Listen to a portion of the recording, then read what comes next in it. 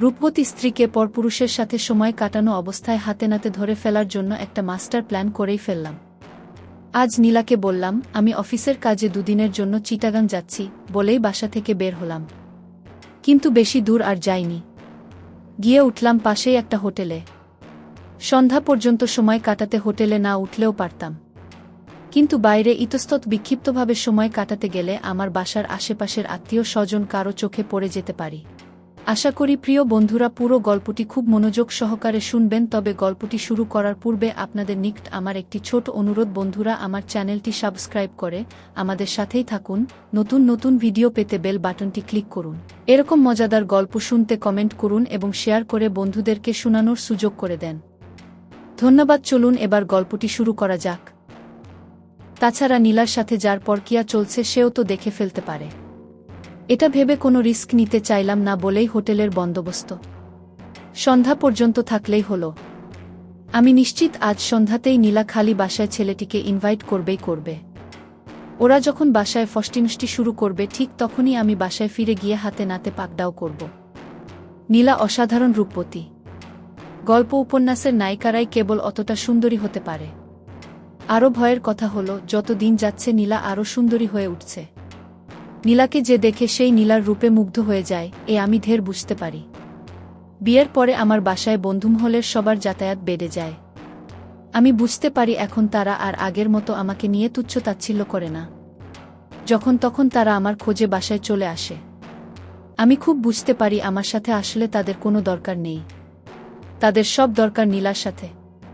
প্রথম দিকে বেশ কয়েকদিন ব্যাপারটাকে বেশ এনজয় করছিলাম, কিন্তু একদিন হঠাৎ করে একদিন কথা প্রসঙ্গে সুমন যখন বলে উঠল, ভাবি আপনি যেমন সুন্দর, আপনার হাতের চা ও খুব মজার। হতে পারে চা মজার, এটা না হয় মানা গেল, কিন্তু শারীরিক সৌন্দর্যের কথা কেন? বন্ধুবুকে এভাবে কি বলা যায়? সেদিন থেকে বাসায় বন্ধুদের আনাগোনা আর পছন্দ হচ্ছিল না মোটেও। আমার সহ্য ক্ষমতা তার সীমানা অতিক্রম করল যেদিন অফিস থেকে ফিরে শুনলাম দুপুর বেলা কবির ফ্ল্যাটে এসেছিল। সে নাকি তার গ্রামের বাড়ি বেড়াতে গিয়েছিল। সেখান থেকে আমাদের জন্য পুকুরের মাছ নিয়ে এসেছে। নীলা হাসি হাসি মুখ করে খবরটা দিলেও আমার মেজাজ তখন সপ্তমে উঠে গেল চট করেই। মাছ দিবি ভালো কথা, দুপুরে কেন? সন্ধ্যায় আমি আসার পর দিতে পারতি। তোর তো আমার অফিস টাইম খুব ভালো করেই জানা। নীলা দেখি কবিরের পক্ষেই সাফাই গাইল। সন্ধ্যা পর্যন্ত মাছ টিকে থাকত কি?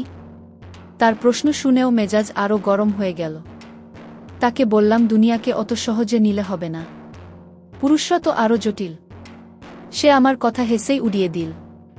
এতদিন জানতাম মেয়েরা জটিল, আজ তোমার কাছ থেকে নতুন করে জানলাম জটিল আসলে ছেলেরা। হিহিহি। কিন্নর কণ্ঠের হাসি শুনে মন থেকে রাগ পড়ে গেল। সেদিনকার মতো ব্যাপারটা ভুলতে পারলেও আরেক দিন সায়েম যখন ক্যারাম বোর্ড নিয়ে বাসায় এলো, যখন জানতে পারলাম নীলা ক্যারাম পছন্দ করে বলেই সে এ কাজ করেছে, তখন আসলেই মাথা রক্ত চড়ে গেল। কিন্তু ভদ্র নিপাট মানুষ হওয়াতে মনের কথা মনেই রেখে ভেতরে ভেতরে জ্বলতে থাকলাম। এরপর থেকে নিয়ম করে প্রতি সন্ধ্যায় সায়েম, কবির, সুমন সবাই চলে আসত ক্যারাম খেলার জন্য। আর নীলাও যে কি, সে হাসি মুখে তাদের সাথে খেলতে থাকত, খেলতেই থাকত। স্বামী হিসেবে যথেষ্ট ভালো থাকতে চাই নীলার কাছে। তাই বিভিন্ন সময়ে আমার খারাপ লাগার কথাটা তাকে বলতে গিয়েও পারিনি। ভয় হয় সে যদি রাগ করে চলে যায়। সে যে আমার মতো এক ছাপোষা কেরানিকে বিয়ে করতে রাজি হয়েছে এটাই তো অনেক। তাই মনের কষ্ট মনেই চেপে রাখলাম। মাঝে মাঝে খেলা বাদ দিয়ে দূরে বসে হাস্যোজ্জ্বল নীলাকে দেখতাম। মনে প্রশ্ন জাগত, সে কি আমাকে আদৌ ভালোবাসে? যদি ভালোই বাসে তবে আমার মনের কষ্টগুলো কেন বুঝে না? আমাকে কেন মুখ খুলে বলতে হবে সব কিছু? সে তো নিজেই পারে পৃথিবীর সব পুরুষদের থেকে দূরে থাকতে। সে কেন পারে না সবার থেকে দূরে থেকে আমাকে একটুখানি শান্তি দিতে? সারাক্ষণ মাথার মধ্যে তীব্র যন্ত্রণা করে আমার। যখনই আমার কোনো বন্ধু অথবা তার দূর সম্পর্কের কোনো ভাই অথবা তার ছেলেবেলার কোনো ছেলেবন্ধু বাসায় বেড়াতে আসে, আমার মাথায় তীব্র একটা চিনচিনে ব্যথা শুরু হয়ে যায়। তখন সবাইকেই সন্দেহ হয় আমার। এটা নিশ্চিত যে কারো না কারো সাথে তার একটা অনৈতিক সম্পর্ক চলছে বেশ কিছুদিন। আমি খুব ভালো করে বুঝতে পারি ইদানিং সে কিছু একটা আমার থেকে লুকাচ্ছে।